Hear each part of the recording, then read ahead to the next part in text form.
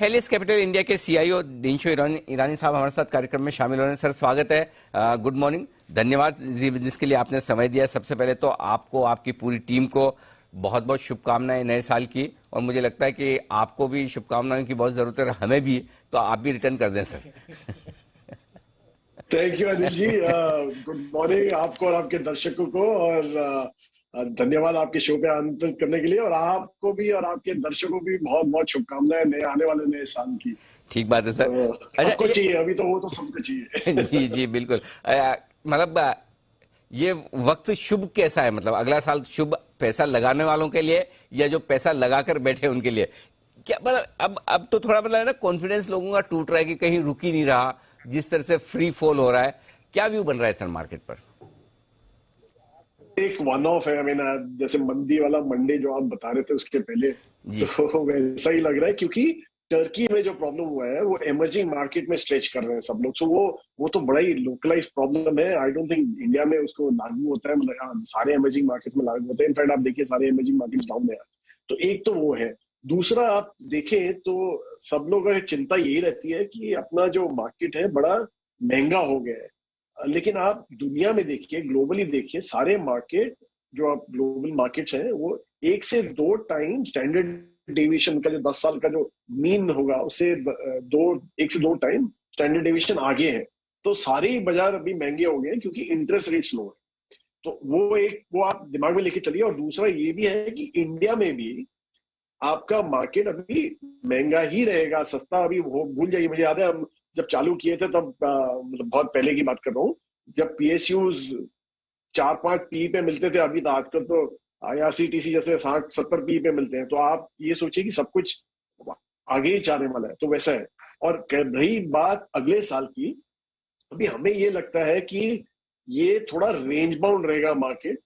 जो मंदी आ गई है अभी वो तो अच्छा ही है, क्योंकि आप जानते हैं बुल बाजार में, बुल मार्केट में हमेशा मंदी जो होती है बहुत ही सैवेज होती है, मतलब बहुत ही खतरनाक मंदियां होती है। तो उसके तो जो गिरता है बाजार तो बड़ा ही सैवेजली गिरता है। तो उसके बाद जो होता है, नए नए इन्वेस्टर आ जाते हैं उस मार्केट में अंदर खींच लेते हैं। तो वो लगता है कि एक ट्रेंड रहेगा, एक रेंज बाउंड मार्केट रहेगा आपके इमीडिएट शॉर्ट टर्म में। मतलब हमें तो लगता है 3-4 महीना ऐसे ही निकल जाएगा आपका, एक रेंज में निकल जाएगा। तो आपका जो सवाल था कि नया जो इन्वेस्टर है वो क्या करे, हमें तो ये लगता है कि स्टैगर करना चालू कर दे, आस्ते आस्ते घुसना चालू कर दे मार्केट में। क्योंकि इंडिया में आप उसका लॉन्गर टर्म देखें, लाइक ये साल तो अर्निंग्स ग्रोथ 34-35% रहेगी, अगले साल 16-17% रहेगी, और उसके बाद के साल में भी उतना एक्सपेक्टेड है। तो अगर जो वैसा देखे तो लॉन्गर टर्म में इंडिया का तो बहुत ही अच्छा है। आपने टैक्स कलेक्शन के फिगर्स देख लिए, सारे फिगर्स प्री कोविड के आगे थे, एंड गवर्नमेंट का काफी असला है एक्सपेंडिचर करने का। तो वो सब देखते हुए तो अच्छा ही लग रहा है। फिर ये एफआईज की इतनी बड़ी बिकवाली की वजह क्या समझते, क्यों बेच रहे हैं इतना सर? लीजिए, आपकी इंडिया एक आउटलायर था। जो पैसे आ रहे थे इंडिया में, आप ईयर टू डेट देखिए, इंडिया में $4 बिलियन आए होंगे नेट एफआई के। ओके, मैं सब मिला के बोल रहा हूँ आपको। तो $4 बिलियन आए होंगे। पर आप रीजन में देखिए, कोई $40 बिलियन निकल गए रीजन में से। तो इंडिया तो एक आउटलायर ही था उसमें, जो अकेला मार्केट था जिसने इतना सारा एफआई का पैसा गार्नर किया था। और दूसरा जो और वो भी $4 बिलियन था, कोई ज्यादा नहीं था, इतना ज्यादा भी नहीं था, $4 बिलियन। पर दूसरा ये है कि आप रीजन से कंपेयर करें इंडिया को, तो हमने तो बिल्कुल ही जोरों का आउट परफॉर्म किया रीजन को। इनफैक्ट कोई कोई रीजन में कोई कोई मार्केट तो नेगेटिव है और हम 23-24% ऊपर है in dollar term. So obviously ये मैटर ऑफ टाइम था बिफोर एफआई। तो ईयर एंड आ गया है, तो वो लोग तो यही सोचेंगे थोड़ा पैसा बुक कर लेते हैं, तो वो सब बिचवाली चालू है। पर दूसरा आप ये देखिए कि ये जो $4 बिलियन है उसको कंपेयर कीजिए आप $58 बिलियन जो एफडीआई में आया है, जो आपके प्राइवेट इक्विटी मार्केट में आया ये साल। तो वो तो बहुत ही स्टेबल मनी है, वो तो आसानी से जाएगा नहीं।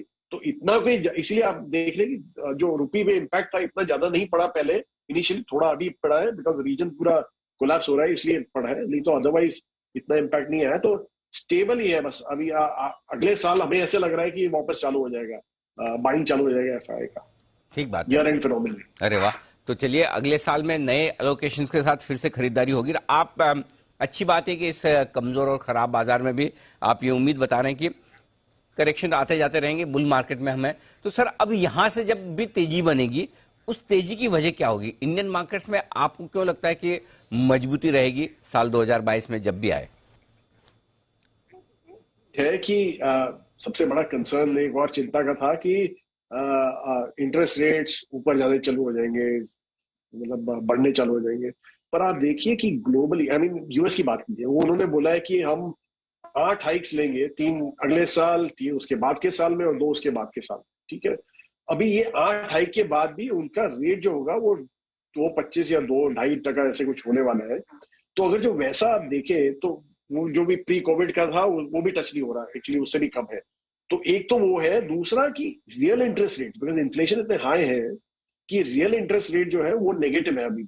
तो वो आप अगर जो समझे, अगर जो नेगेटिव इंटरेस्ट रेट समझे, अगर जो ये साल पूरे चलते, तो इक्विटी एक ऐसा ऑप्शन हो जाता है जो undeniably is a better option. आप डेट में तो डाल नहीं सकते कि रियल इंटरेस्ट रेट ही आपके नेगेटिव है, तो वो आप इक्विटी में डालेंगे। तो एक तो वो पॉजिटिव है, दूसरा आप इंडिया का अलग से देखें तो इंडिया का तो ये है कि एक आपका बजट राउंड द कॉर्नर है, और दूसरा इस बार अराउंड जैसे अपना फिजिकल करंट अकाउंट डेफिसिट जो था लास्ट टाइम जब ये टेपरिंग हुआ था 2013 में, तब हमारा करंट अकाउंट डेफिसिट कुछ 5% था, 4.8 if I am not mistaken, इतना ही कुछ था, और अभी 0.9 है। तो एक तो वो स्ट्रेंथ आ गया, दूसरा हमारे रिजर्व थे कोई 300 बिलियन के आसपास थे, 290 ऐसा कुछ थे, और अभी 630 या 640 के आसपास हमारे रिजर्व है। तो हमारे पास तो बहुत ही असला है। और तीसरी जो बात है ये है कि बजट में ये टैक्स कलेक्शन इतने बढ़िया हुए हैं कि गवर्नमेंट के पास काफी असला है कि वो अपना केपेक्स वगैरह बढ़ा सके और वही सपोर्ट करेंगे।